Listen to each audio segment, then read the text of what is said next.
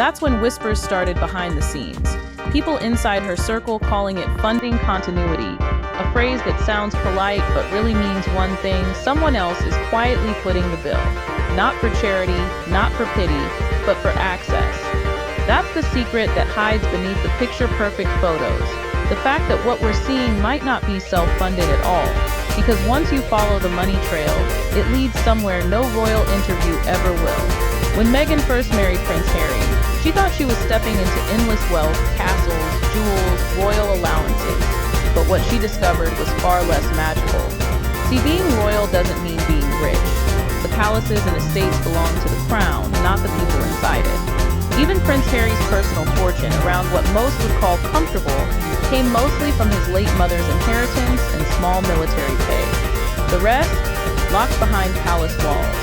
According to palace insiders, Meghan realized this shock early. The title she thought would open vaults of fortune only opened doors of control. Every expense was managed. Every move was restricted. And Meghan Markle was not built for restraint. Behind those palace gates, she saw something most people miss: that the crown's power came with limits, not luxury. And while she smiled for cameras, her mind was already shifting. The fairy tale was ending. The planning had begun. When the crown couldn't give her what she expected, Meghan changed the plan. She stopped playing the role of the princess and started acting like a strategist. If she couldn't control the money, she'd control the image. If she couldn't own the system, she'd learn to work around it. And that's when she started studying the room she was in. Who had power, who had influence, and most importantly, who paid for it. Every dinner, every gala, every charity event, it wasn't just a social appearance anymore. It was research. She watched how billionaires moved, how they connected, how they stayed rich without ever flashing a credit card. She wasn't chasing attention, she was collecting access. People close to her say this was the true beginning of Meghan's modern empire, not built on fairy tales, but on strategy. Because if the palace couldn't give her freedom, she'd find it somewhere else, and she already knew exactly where to look. To understand where Meghan Markle's real story begins, you have to go back before Harry, before the royal headlines, to the years when she was quietly orbiting the edges of power. It all starts at one place, Soho House. For outsiders, it's just an exclusive club for creatives. But to those who know, Soho House is a gate, a meeting ground for billionaires, producers, investors, and social climbers who understand that proximity is power. Meghan wasn't just another actress there. She was observant, calculated, and ambitious. This was her classroom where she learned how money moved behind closed doors. Inside those circles was Ron Burkle, the billionaire investor often called the connector. He had private jets, influence in politics, and deep ties to royal social circles. Sources say he was one of the early figures who offered Meghan quiet access to events far beyond her pay grade: charity galas, yacht gatherings, and weekend retreats that cost more than most people earn in a year. Those trips were never random. They were introductions. And for Meghan, introductions were investments. She wasn't chasing fame anymore, one insider put it. She was studying the men who funded it.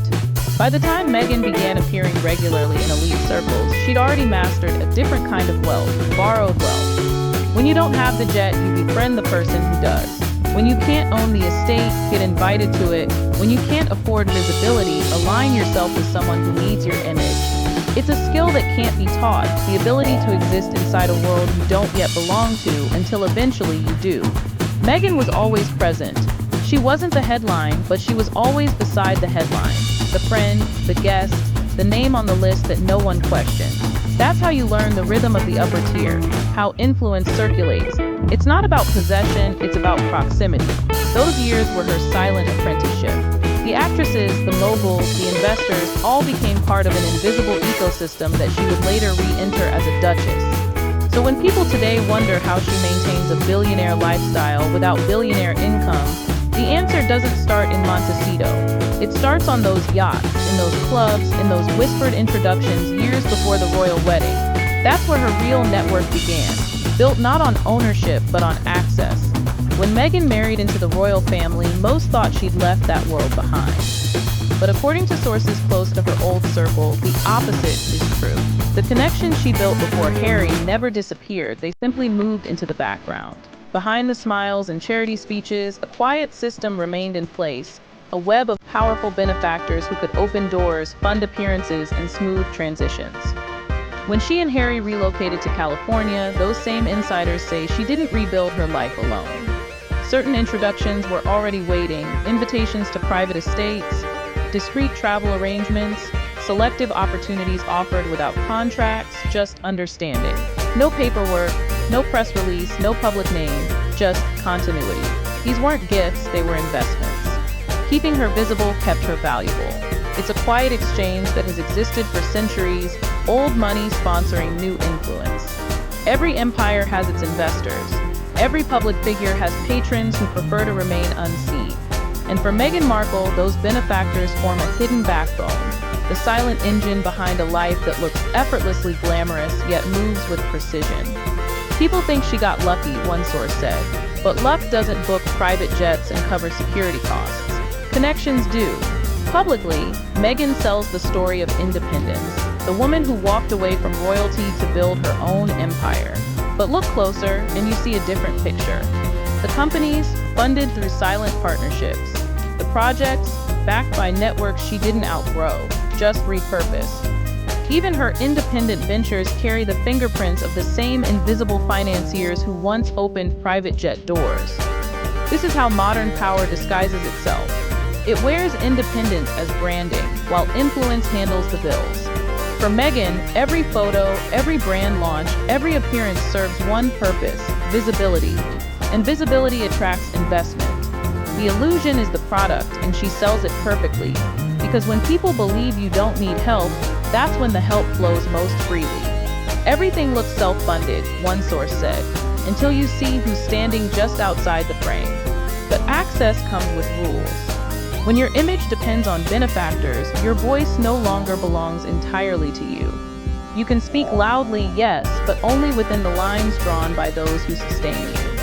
According to word from the street, there are topics she avoids, opinions she softens, and moments she lets pass. Not out of fear, but out of awareness.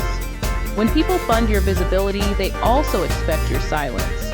It's the old exchange of power, visibility for obedience.